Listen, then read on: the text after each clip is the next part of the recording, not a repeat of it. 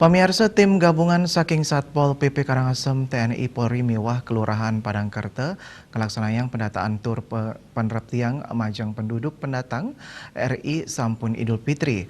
Anut saking pemargi inucap petugas manggihin duktang nenten menduwe kartu tinggal sementara.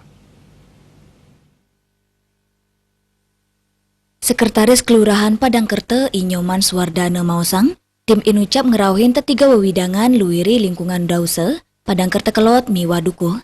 Ring pamargin sidak inucap kepanggih kerama nenten medue KTP Karangasem tur nenten medue KTS.